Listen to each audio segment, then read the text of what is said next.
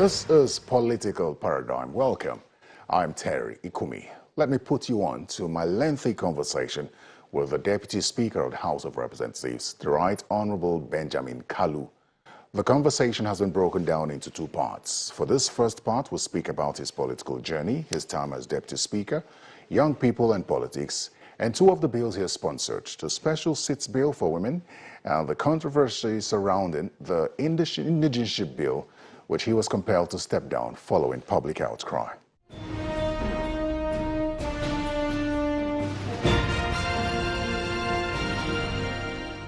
Welcome to Political Paradigm, Deputy Speaker. Thank you very much. Thank you for dragging me, finally. How I was going, I mean, you're supposed to be on holiday, but I don't think you've taken any holidays. Not really. Do take calls. I'll give you an advice. After this interview, take a holiday. I don't think there'll be time again because after this interview, I'm heading out for another assignment, and hopefully within the section, I'll take a week to rest. Very well then. Thank you so much for granting us this time. I'd like us to have an all-encompassing conversation. It's difficult to find you or get you to sit down like this. Normally, we would speak for an hour, but if this stretches beyond that, I'll take advantage of that, and I hope that's okay by you. It's all right. Let's start from the beginning. You know, Benjamin Kalu, that I remember, when you came to the House in the 9th Assembly, you were made the spokesperson of the House. By the next election cycle, you became the Speaker. I dare say, Deputy Speaker. The Deputy Speaker. See, I'm speaking ahead for you. I dare say that this did not happen overnight. So take us through your political journey. How did you get to this position that you occupy today? All right. Thank you very much. I guess what you want to know is my voyage from the time the whole issue of politics started. It started from the university days when I saw a space, a gap in leadership, and I presented myself to be the representative of the students, both in the Faculty of Law and also the student union government. And that experience prepared me to, also raise my confidence that this is doable and there's a gap that needed to be filled. People are looking for those to point towards the right direction. It also made me see things differently, that if you must lead, you must embrace integrity, you must embrace discipline, and all the things that makes a leader different from those that he leads. That did not leave me until I became the chapter chairman of PDP in diaspora after graduating from university. And from there, the local government chairman of Bender, local government, one of the biggest local governments in the country that have not been divided since 1976. But I had about 99 kings, 99 traditional constituencies, across the federal constituency. After that, went to my practice and then was also called back to serve at the state level. So I've been at the local government, I've been in the university, local government level, and then the state cabinet as a special advisor to the governor on local government and chieftaincy affairs. That was Theodoji or Theodoji. I was a local government chairman under Governor Joseph Kalu, who is now a senator. But under Theodoji, I was the senior special advisor on local government and chieftaincy affairs. And later on, his second time, I was asked to be the senior special advisor on Millennium Development Goals and international relations. So, after that, I went back to my practice again because I'm a lawyer. And, but I noticed that the representation of my people was not what it ought to be. And I desired to provide a better service. And, so I came on board to run for it. Yeah, I had initially indicated interest in 2002, but I was told that I was qualified, but too young. To run. I said to run. That was before the too young, not too young to run Way bill. before. Way before. Way us. before. So I was one of those people that,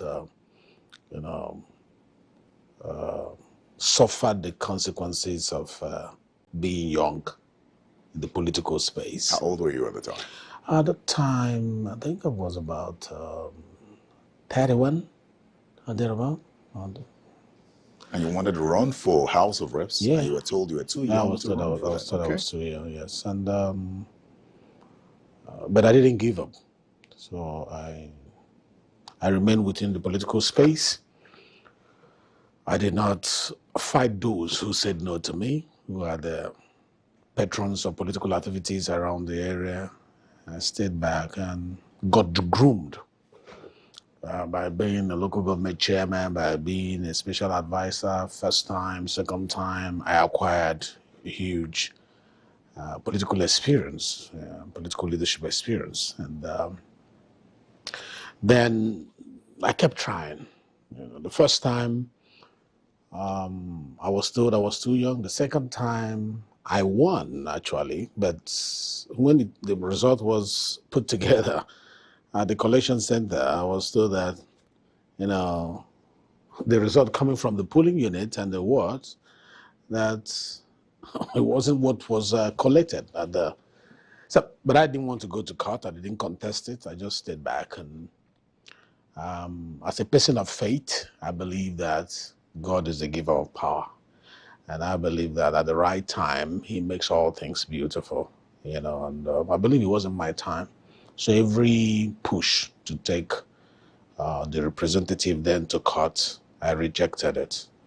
So I came the third time, which I called my final time, because it has taken between the first time I started and the time I won the election, it took 17 years. So persistently, I pushed for 17 years, and I didn't give up. But that was my last. I told myself this will be the last out, and after this, I'll face other things. And I gave it all the push. And the people have watched me within those periods. I didn't give up, but I was still serving the community through my foundation, known as Benjamin Kalu Foundation. So we were reaching out, we were taking care of people, we are solving community problems with our own resources, that God bless us with. And they saw selflessness. They saw a leader there you can have confidence in, and they voted for me massively. And I won the election. So coming to the House, I made my decision before coming to the House that I was going to align myself with the legislative philosophy, style, mode of operation of Femi Gbajabiamila, who was not the speaker then. I think he was a majority leader, or house. He was a house leader. And I watched him so much before. While I was contesting the election, he was my role model all those years.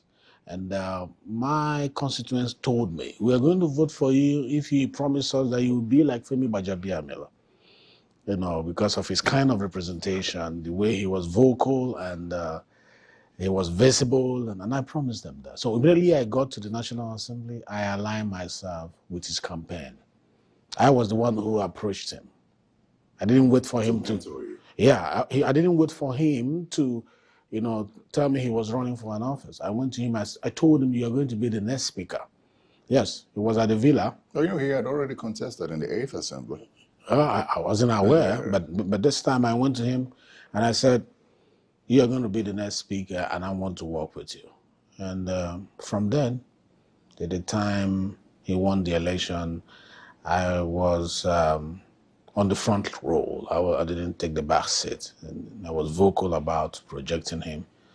And so when we won the election, he saw how I projected the issues about his campaign, his manifesto and all that. And I was desiring as a lawyer to be the chairman, committee on judiciary and all the rest of them. But he said, I wanted to be the spokesperson of the House. And I never desired it. And I asked him why. He said, there is something I've seen in you that I need Nigerians to see. I want you to be visible. And this is the position that will make you visible so that Nigerians will see the contents that you have. I said, well, if that's where you want me to serve you, I will take it. It wasn't easy. Being the spokesperson of the house makes you the dustbin of the house. And I work with you guys so closely. So your job is to spin things. Your job is to take the blame when members of the house, if they make one mistake or the other. At the time, that was when the phrase rubber stamp became famous. Yes. So you had a lot of work to do. That was when that rubber stamp issue came up. And I tried my best to make sure that I raised the confidence of Nigerians in their own legislature. Because being the fulcrum of democracy, the legislature must be seen to be advancing democratic ethos. If the people don't have confidence in their parliament, then democracy will not advance. And it was my duty to build that confidence. And I did that through raising platforms that transparency, accountability, openness. This is who we are. We wanted to see what we are doing. We want you to embrace what we're doing. We wanted to ask us questions. So we were not afraid to address the press. We were not afraid to call for town hall meetings. We were not afraid. So I opened up the parliament more than ever before. And Nigerians like that. So not like blowing our own trumpet, but we try to tell the stories by ourselves. And that helped a lot. So after being the House of Rep spokesperson, my colleagues saw how I managed that office. And when the time came for the leadership of the House, I had desired to be the Speaker because from my region, we have not been Speaker for a very long time. So I was desiring to be Speaker. But as a party man, you listen to your party. And you should be flexible. So when I printed my posters and all that, I wanted to run for speakership, I was called and I was informed that the party wanted me to be a deputy speaker. And immediately I accepted it, and because the party is supreme.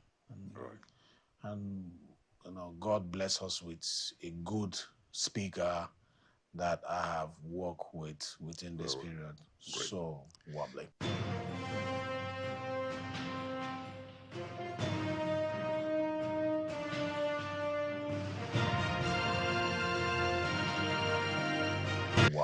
We will come to your time as Deputy Speaker because there's a lot to say, especially about this assembly, especially because you had talked about the level of work you had to put in to portray the ninth assembly in good light, and the 10 rubber stamp, which has now been extended to this assembly.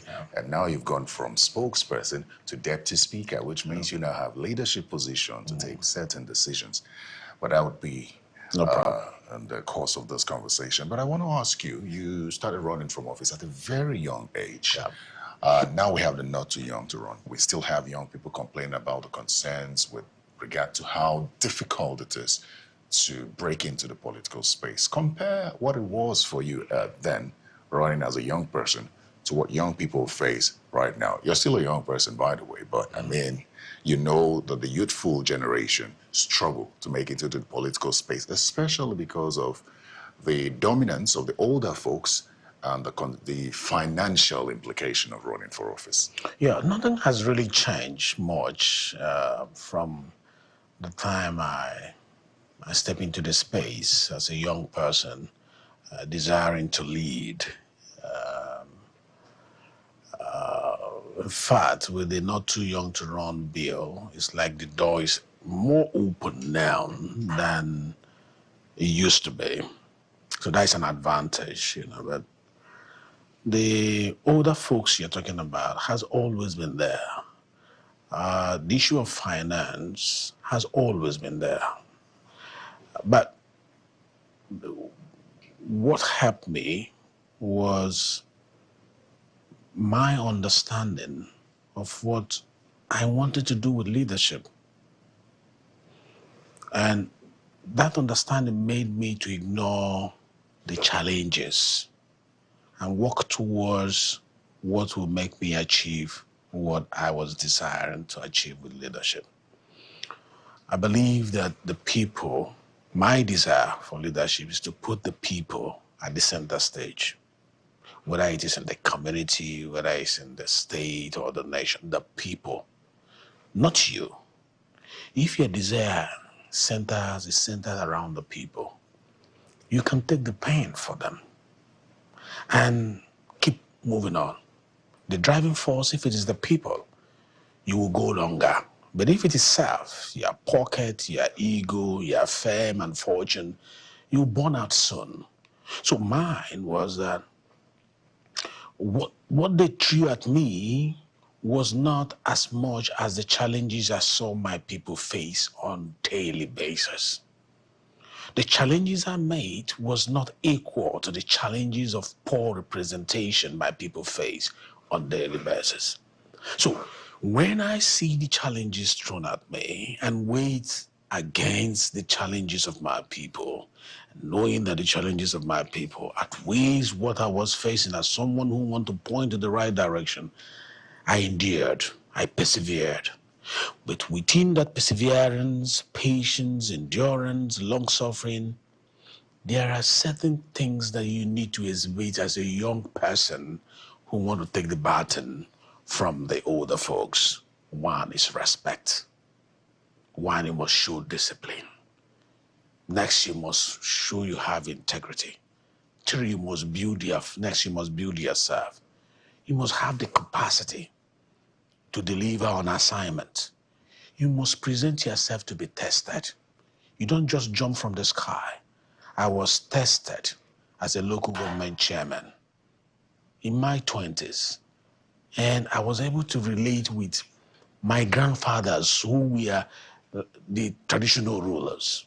I was able to handle one of the biggest local government without a scandal.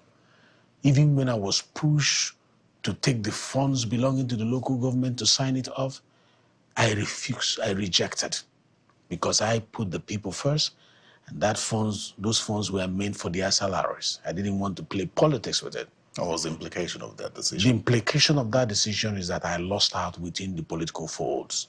Those who had done that year in, year out. You come to your payment rule, you see ghost workers. Some of those people are not coming to work. They are sitting overseas and they are receiving salaries from the local government. I said no to that. It cost me, but I didn't mind. And when I was being nominated to become a commissioner, I was leaving the local government, and they said, sign off these funds. This fund is piled up. You have funds in the account, sign it off. And that person will come and continue from there. I said, no, this is not the kind of leadership I wanted. But in doing that, the leaders may not be as innovative as you are. The leaders may not be as exposed as you are by your education, by your white traveling. Don't rub it on their face. Don't use it to disrespect them.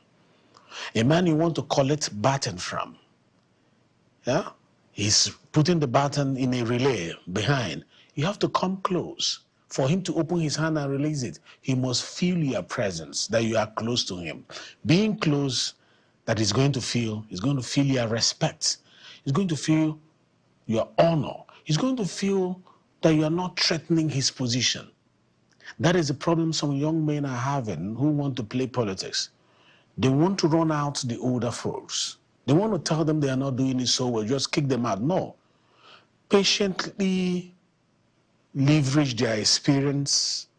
Take the ones you can take. Innovate to make their job look easier. Let them achieve more with your innovation mindedness. Let them see the value you are bringing on board. They will build confidence in you to hand over the baton. Not by force. And that was what I did. For that 17 years, I was making sure I work on the mindset of my leaders. I am not here to threaten you. I am not here to frighten you. I am not here to bully you. I just want to add to what you are doing. And I can assure you, at the right time, all of them came together and said, this is the young man we want to work with. And I don't think they have regretted it up till now. So on finances, let me mention this. Yeah. It's always been a challenge because politics in Nigeria is expensive. There are so many people who have a lot to offer, but they are saying, how can they do that without money? Make yourself available. Present yourself within the space. You will be discovered. And once you're discovered, funds will come. Remember Obama that ran election in the US wasn't the richest, wasn't the wealthiest, but even people, commoners, contributed money. I also was one of those who contributed my little penny to support an African who wanted to be president of America. So market women will raise money for you if you're a good leader and they know that what is holding you is those t-shirts. They'll print it for you and give to you. They'll print posters for you if you have shown yourself worthy son of your place, young man who is dedicated to serving the people. And I also think it's important. I don't know if this applies, but for anyone who's trying to run for office, especially in representative capacity, to be really in touch with their communities. Honestly speaking, that was what works for me. I know all the streams in my local places, all the rural areas. I wasn't hanging, I wasn't floating. And that's the problem. Today, if you ask a young man in the city, what is your polling unit? He doesn't know. What are the names of your communities, of those people you want to represent? He doesn't know. What are the significant landmarks of your community that defines your community? He doesn't know. And yet he wants to be a leader. For you to lead, you must know the people and in the process, do the needs analysis of your people. How can you represent the people you don't know? I had an opponent who ran against me that time, and he sparsely knew the names of our communities. He sparsely knew the strengths and the weaknesses and opportunities and threats of various communities that make up the federal constituency. I knew it because I've lived among them. I have worked there, and I engage with them, for donkey years, for me to be able to know where it pinches them. And I told them, I know this is the problem that you're having. When I represent you, I am going to attend to it. And they believe me because they have seen me, when they were going through those challenges. And I'm currently solving some of those problems. I'm sure you're going to ask me when the time comes, what is happening in Bende Federal Constituency. So absolutely, because your representation is very important. Because I know the people of Bende don't just see you as the deputy speaker. They see you as Benjamin Kalu, our representative. So just like every federal lawmaker, they want to see how well you represent them. But let's go into your time as deputy speaker. Yes. You are, I think, number 6 in the leadership hierarchy of this country. How do you handle the pressure? You're the youngest in the leadership hierarchy. How do you handle that pressure? Are you a yes man? No, I'm not a yes man. Even the president will tell you I'm not a yes man. If we have in-house conversations, I speak my mind. And that is what the president likes. President, what I like about the president, and for everybody in Nigeria knows that I like my president, and I'm a strong follower of Mr. President. He discovers talents. He likes scouting for young talents, grooming them into prominent leadership position. And he's not looking for young men who has nothing to offer to him in terms of ideas. So when we sit as government, I know that's what you're asking. When we're not sitting as parliament, we're sitting as government because you're talking about the hierarchy. When we sit as government, he wants to know what you think about issues. He invites you to ask for your opinion. And you better be prepared to add value because he is very sound. He is very thorough. He's been in the private sector, been in the public sector. He has been in the parliament. He has been in the executive. So when you talk, he's looking at you beyond what you're speaking, but the value of what you're bringing on board.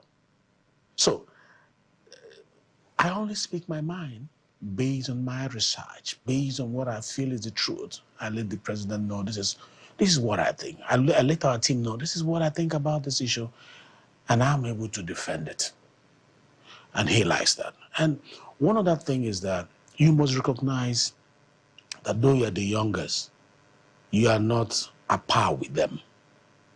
They are your elders. So you are the other arm of government. Yes. You are an independent arm of government. Yes, yes. Which means that your level of power is almost at par with that of the president. In fact, you're supposed to check the president. No, you are checking the president.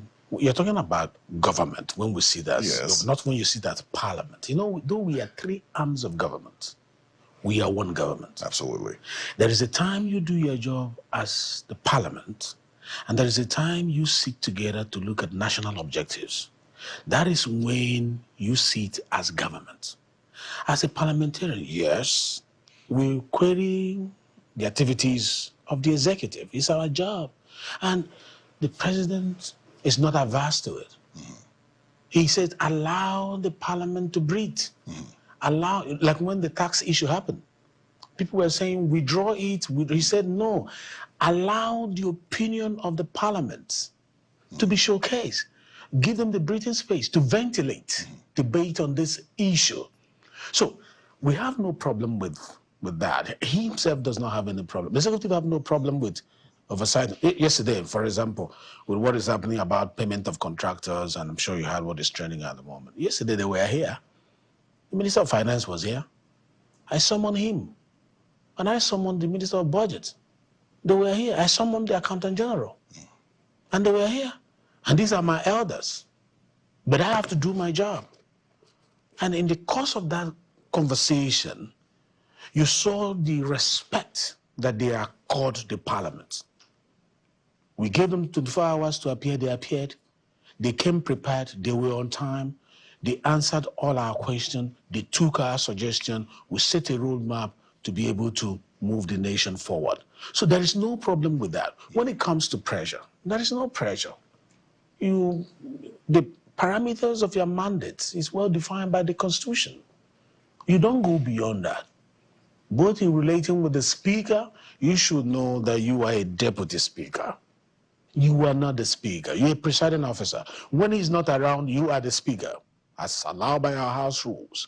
But when he's sitting and you are with him, you should know, the limit, the scope of your mandate. What causes problem between speakers and deputies, or presidents and deputies, or governors and is the inability to understand the parameters of your mandate and restrict your operation within those mandates. So I don't feel any pressure there because I recognize my speaker as the leader, as the ultimate, leader of the House, and I take instructions from him. But he is very open for me to give him my opinion, both as a lawyer and also based on my own experience or exposure. He's quite open to receive strong opinions on the issues. I have a fantastic working relationship with him. In fact, I call him a big brother. So there is no pressure at all. Even at the Senate president, when we see that National Assembly, the Senate president recognizes there are roles for you to play as a deputy speaker, as a deputy Senate president, as a speaker. So we operate within the mandates, the scope of our mandate. So that cordiality and respect exists, which means that the line is visible and respected. Yes. But I want to ask you a question, because repeatedly we've heard that the fact that we have an executive arm dominated by former legislators means that the relationship between both arms is way more cordial, or should be way more cordial, than what we had in previous administrations. As spokesman, I'm sure you would be privy to certain information with regard to the working relationship between the legislature and the executive in the 9th National Assembly. Yeah. Compare that to what you have now. Honestly speaking, in the 9th Assembly, we had what we call the tripartite arrangement, where you have the executive, the parliament, the legislature, and the party periodically meeting. So we'll come and we'll sit down and dissect issues. That relationship was there. The relationship we shared with President Buhari, the late president of the Federal Republic, we gave him support in the Ninth Assembly. We made sure that we didn't wear the boxing gloves to show the efficacy, the efficiency of the parliament, which is what the public always expects you to do. So they always question, where is your boxing glove at the parliament?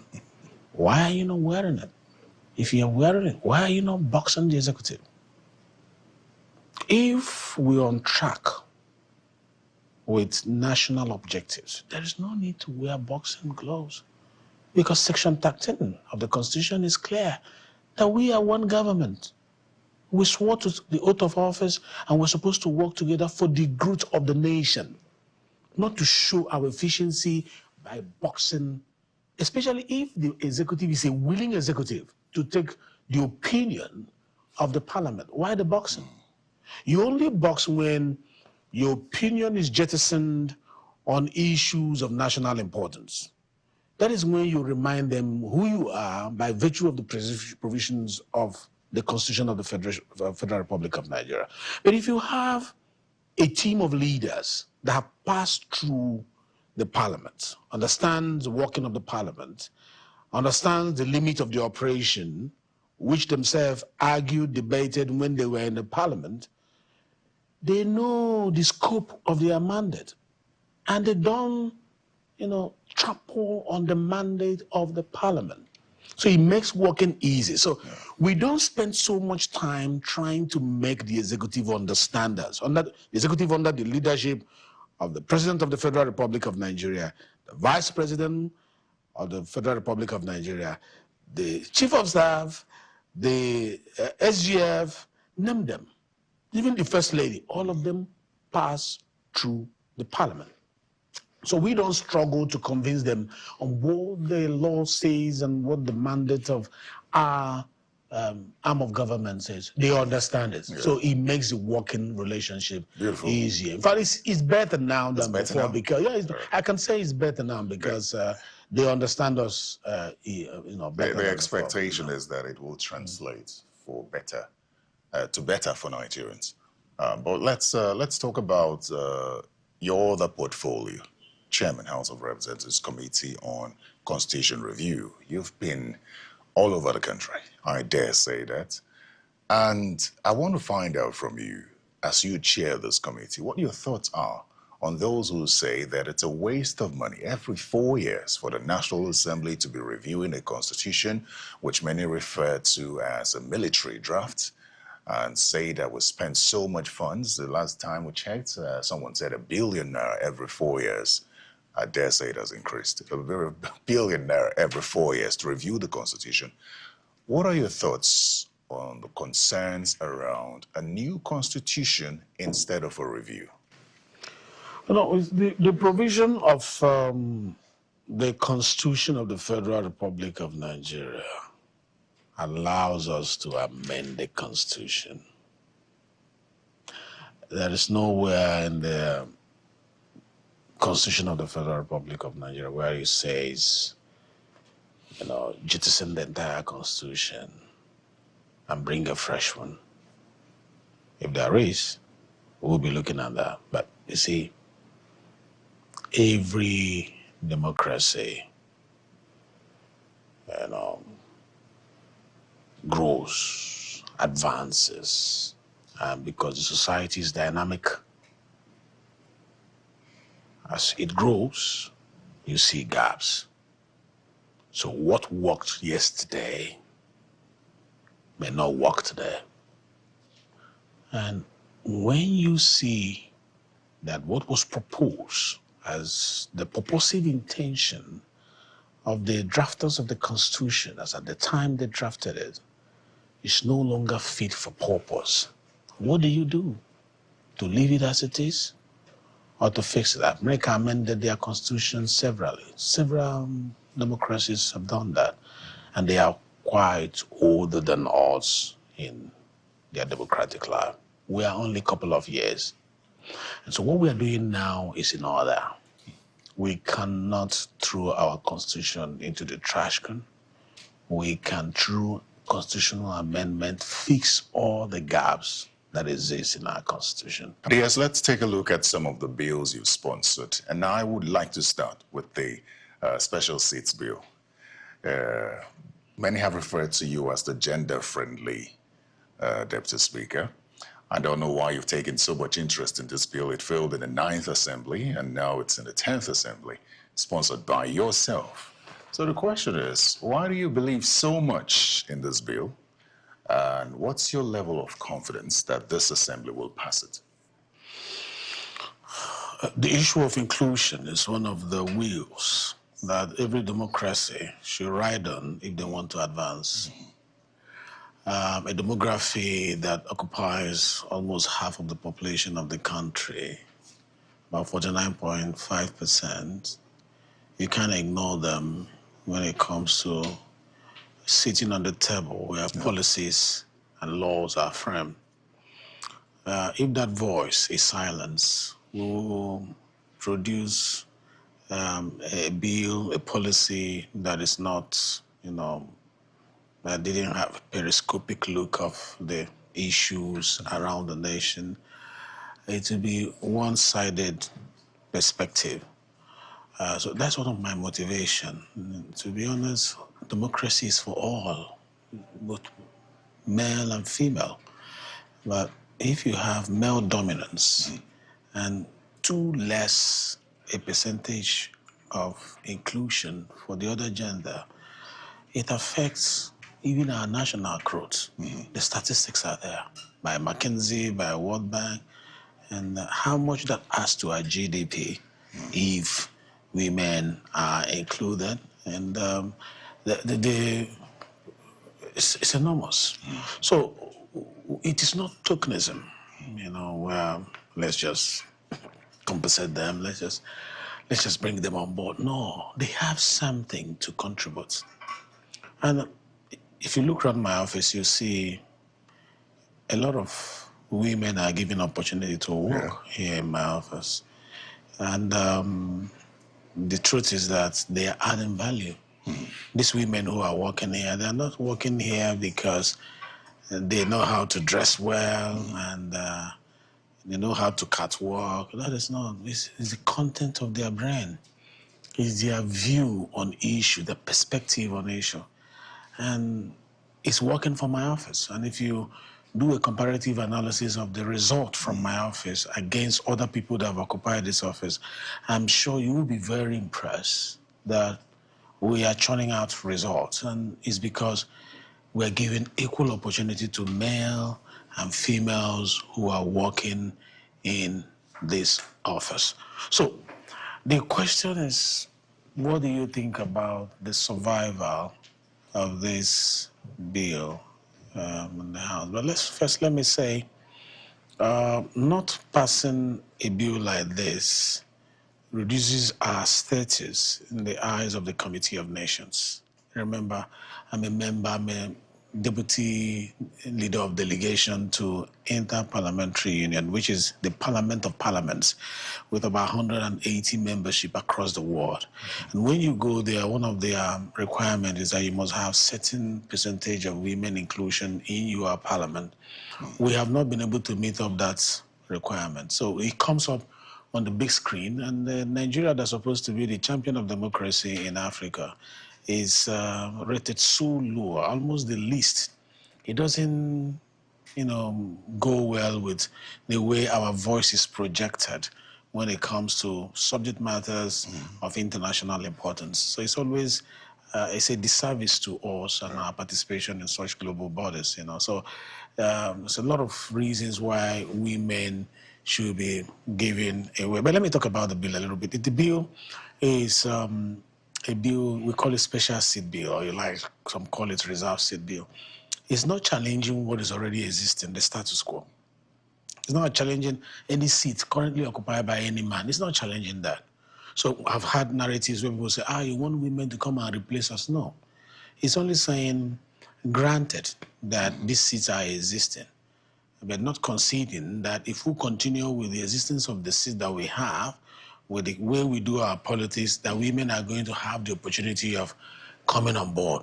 Let us, having identified the problem of lack of inclusion of gender, strategize with a new model that will give them entrance into the space, political space, into leadership space.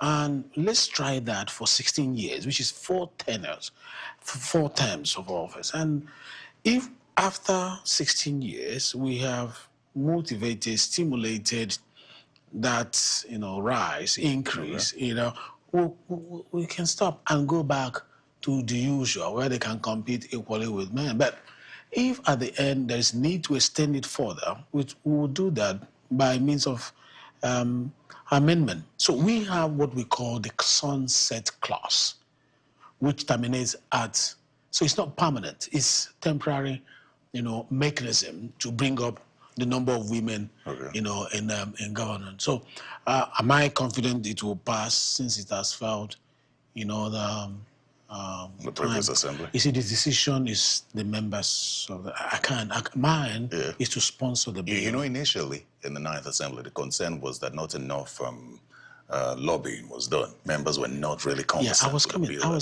coming to that. I said, mine is to sponsor the bill. The next thing is to encourage the CSOs, the non-governmental organization, the development partners, to see the relevance of this bill and invest in advocacy.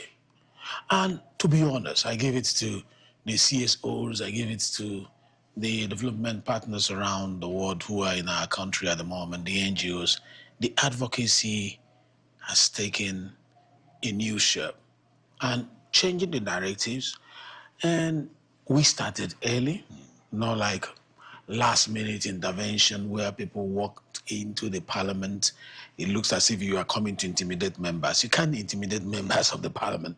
But if you reach out to them on a steady basis, lobby them, let them know the benefit of this, clear their doubts, they'll ask you questions, you clear, draw up your stakeholders, administration list, reach out to those who are the influencers over these members of National Assembly and allow them buy into the bill. I can assure you, those ones who will speak to the people who are representing them to tow along that line of allowing women to be included in what governance we have in the country at the moment. So I am confident that the members will vote for it, but that is not to say that we'll go and relax. We're lobbying and we'll lobby more, and for them to know that they are doing it for their children, their girl child, and they're doing it for their wives, they're doing it for their sisters, and it's a legacy that this 10th Assembly can live. And I'm happy with the Speaker of the House of Representatives. It's a he for she, and we are partners in this women inclusion. To be honest, I'm so proud of the Speaker. I didn't even know that he will buy into it the way he bought into it. In fact, he's carrying it like a champion. He's pushing it. He's telling people that he's spending resources on it. And this is the legacy the 10th Assembly can leave, that we brought in more women to where decisions affecting their interests, whether you like it or not. Absolutely. There are things that come naturally to women when it comes to policy formulation that doesn't come naturally to men. Not that they ought not to, but that is the way it is. For example, women will be more persistent when it comes to maternal-related issues. Men will sparsely talk about it because they've never been pregnant before and they don't know how it feels and the demands. So you want to formulate policies around that space, get those who have gotten the participatory, experience, of that particular, and also things like the girls' child rights, and humanitarian-related issues and all those welfare-related. There are certain things that come naturally to them, and if they are not in the room and we have such conversation as men, we might miss out. Absolutely. There'll be gaps. So we really need them to be there, and we know that if they are there, our laws will be better, our politics will be better refined. Absolutely. Let me ask you this direct question. Do you have any regrets with the Indigeneship bill, which you sponsored and had to withdraw because of public outcry, some will say negative public perception. Now, I'm bringing this up because I came across an article that's read Indigeneship Bill. Did Nigeria miss an opportunity to further promote national unity? Your intention with the bill at the time, correct me if I'm wrong, was for anyone who stayed in a state or a place for at least 10 years to be considered an indigene. You know, Terry, our democracy is evolving. And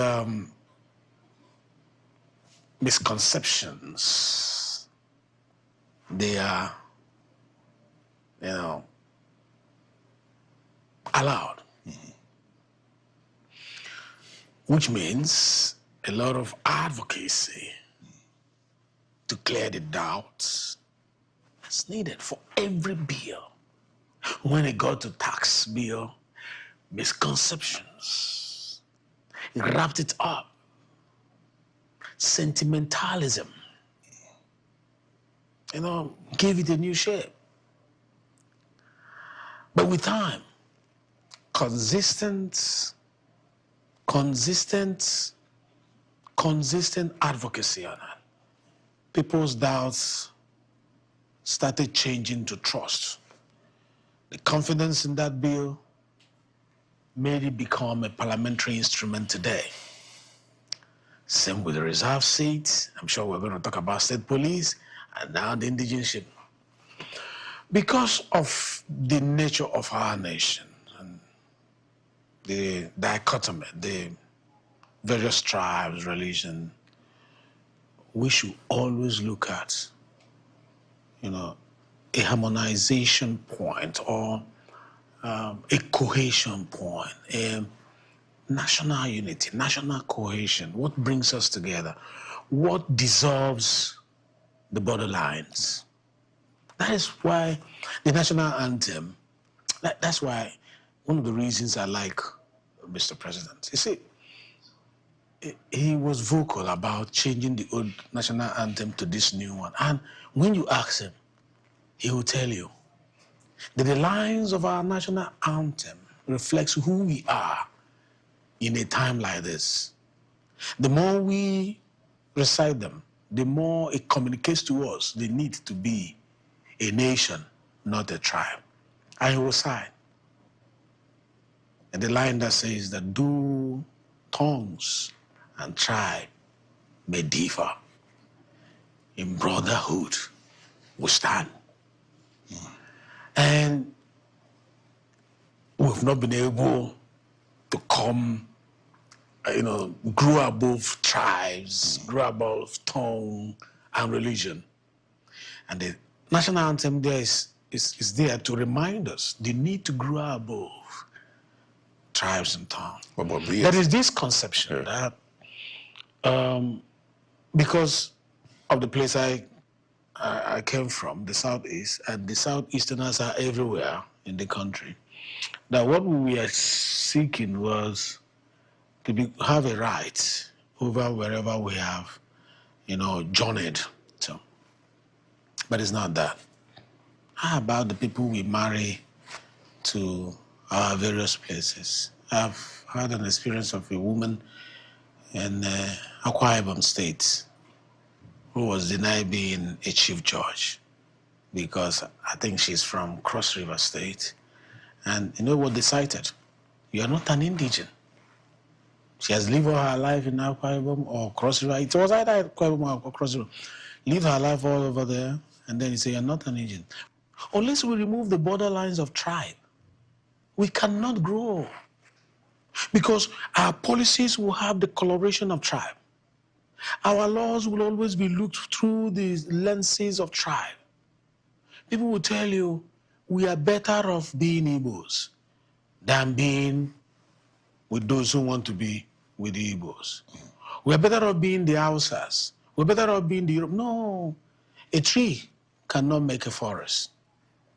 We all need each other, especially when we think about global community, that the whole world is becoming we are melting the border lines. We are, you know, Why are we not bringing it down home? And yet, the same people who complain are the same people that will live in America for 10 years and they want to be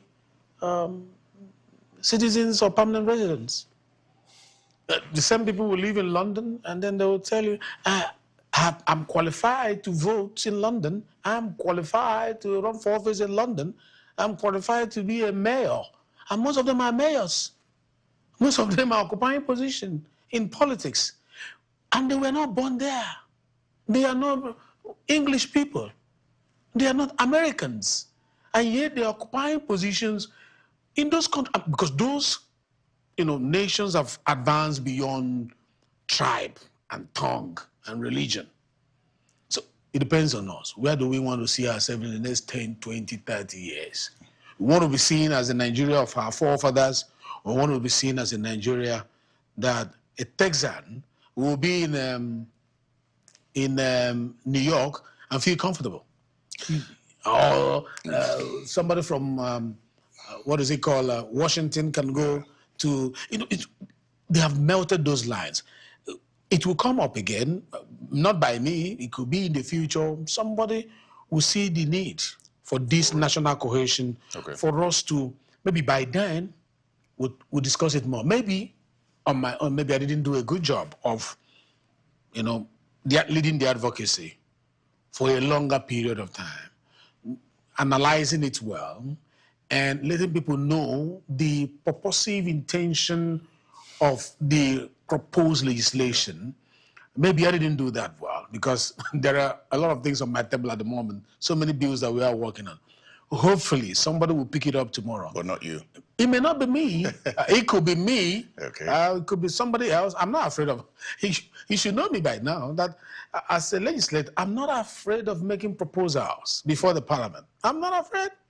If you recall, during the COVID, you were the one who interviewed me. Recall, I moved a motion in the parliament and I said, Nigeria should go and bring back all our students in China before the lockdown. You were there. And a lot of them were against it. Even those who wanted to support, just spin around. And you called me and said, how do you feel about this? I told you that the journey was not over, that the country has heard me, even though the parliament did not pass it, but that the need to bring those people back before the lockdown that is still there and is going to be solved. Yeah. Before you knew it, the executive took it up and they started bringing our people back home. So that means if we have researched... There is substance in it at some point. If there is substance and it has not been showcased well, wait for it. All right. Do more job, more underground job. And I'm not against anybody who push against the bill, people who called me names on social medias, and I'm not against they them. even threatened to recall you. The threatening, there's no kind of threat I didn't get. But it's their job, it's the work, it's the responsibility of the office of the citizens of this country to, tell us what they want. The laws are made for them. So if they say that they are not ripe for it now, we'll go back to work.